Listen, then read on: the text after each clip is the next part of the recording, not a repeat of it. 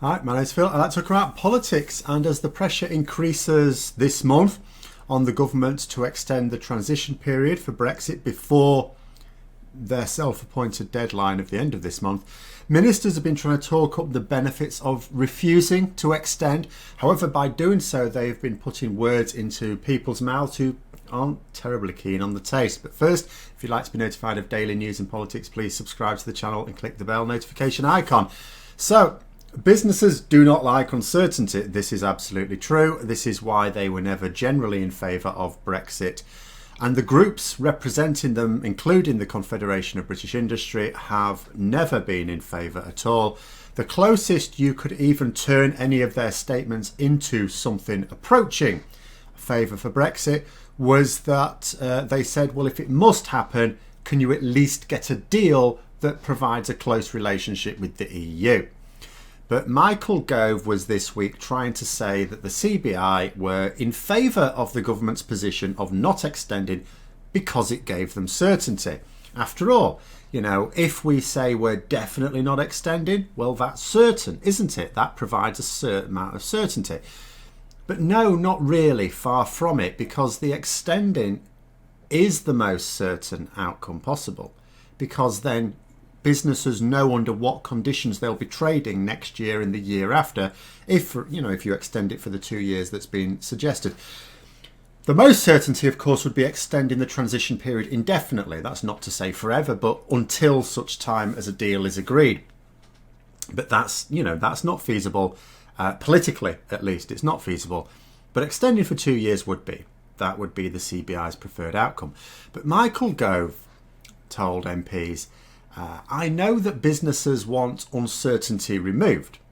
That's why we're clear that we will end the transition period on 31st of December.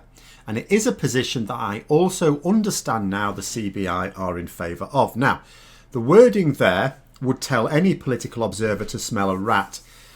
He said, I understand now the CBI are in favour of. Now, two things in there for those who analyse ministerial statements, particularly to MPs, where most ministers, even the really dishonest ones, tend not to like lying in a way that'll get them caught out. Boris Johnson doesn't care, most do.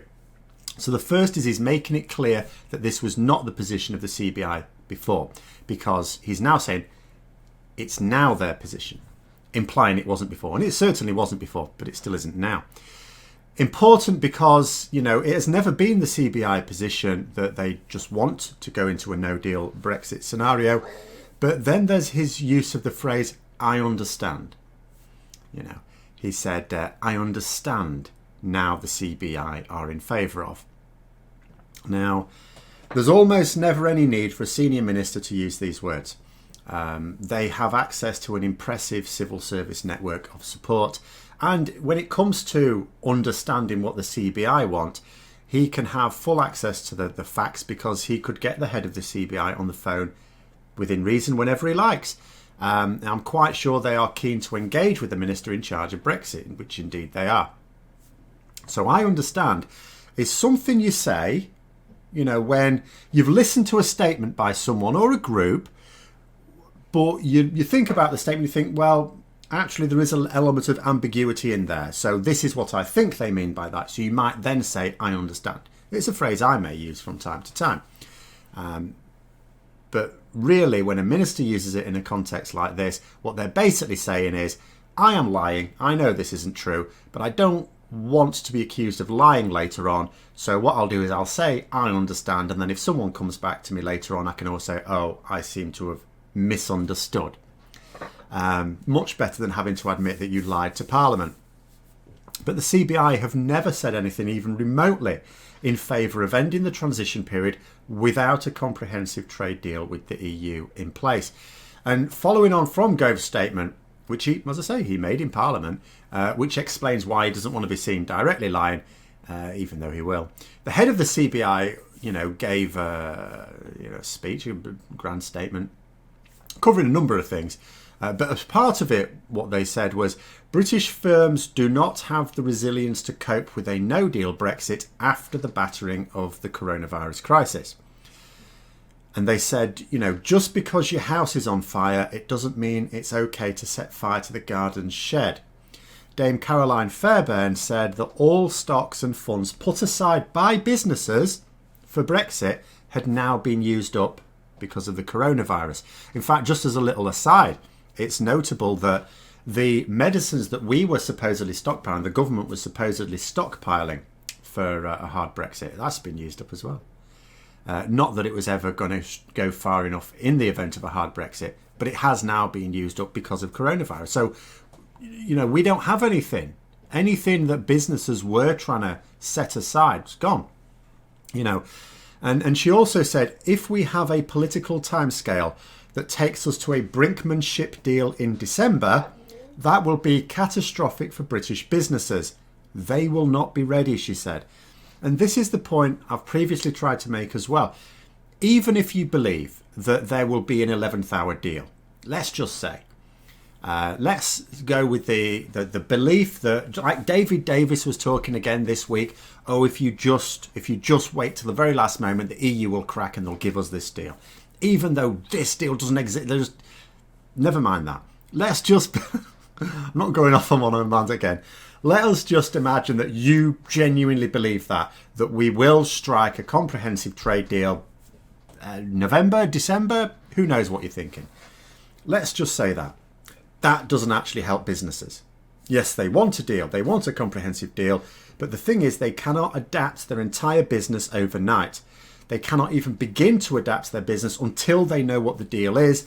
If you believe that, you are saying that they're not going to know what that deal is until days, a few weeks if they're lucky, before the deadline, when the transition period ends. They need time. They can't start now because they do not know what our trading relationship with the EU is going to be. Saying that we're going to definitely end the transition period does not provide certainty, because all they know is the trading conditions that definitely won't exist. They don't know which ones will exist. That's what they need. And the further away that relationship is, let's say they do strike a deal, whatever that deal is dictates a certain relationship with the EU. The further that relationship is away from what our terms were as a member, the more resources and time will be needed by those businesses in order to prepare. And it's pretty clear that the government are not planning on a close trade association with our European neighbours. In fact, at the moment, it's set fair for no deal at all, which the government, charmingly call an Australian-style deal to try and make out that actually that's a thing. It's not. The Australian-style deal is no deal at all because Australia doesn't have a deal with the EU. It's negotiating one. So quite how Michael Gove could take any of what the CBI was saying to be a vote of confidence in the government's insane plans for not extending is quite beyond me. Not only is the CBI's position that a no-deal Brexit is extremely bad, but that even an actual deal agreed late in the day will still devastate businesses in the UK. They've made it crystal clear that there is no way to protect British businesses, no matter the outcome now of Brexit negotiations this year. No way to do it. So the only way is to extend. That has to be the position. And this also tells you something about the government's position in general on Brexit. They know it can't be defended. This isn't about a debate. There is no debate, because if there were a debate, the government would be making the case for their position, but they're not. Because if it could defend its position, it would do so. If they genuinely thought that there was a real benefit in refusing to extend, if they thought that this was the way to do it, they would say why, without lying. The fact that they are having to lie and pretend that they are doing it because businesses say that's what they want, when businesses are telling them that this is the opposite of helping them, means that they know that no good is going to come from this stance at all. Which further means that either they don't care about the damage that this will do to businesses, or they intend to go back down themselves at the last minute. If the EU don't back down, they'll go, oh crap, a bluff's been called, all right, we'll extend. Which will be a lot messier to extend after this month than during it. Now, I don't believe they can get away with a climb down, politically speaking. I don't believe Boris Johnson at the last moment could actually say, right, let's extend. I'm not sure his own MPs would let him get away with that. And I think he's going to be ousted at some point anyway. But I think if that happened, he would be ousted fairly quickly. And if it's just that they don't care about business, and many of us, I'm sure, know what Boris Johnson had to say about business when asked in relation to Brexit, then that means that the year 2020 is an impressive year for the Conservative Party, because it will be the year that they have screwed over their two biggest supporters, the elderly and independent businesses. Good luck with that stance at the next election. But there it is. I hope you found the video interesting. If you did, don't forget to click the like button. If you'd like to support the channel further, please also click the Patreon link for details. And until next time, I'll see you later.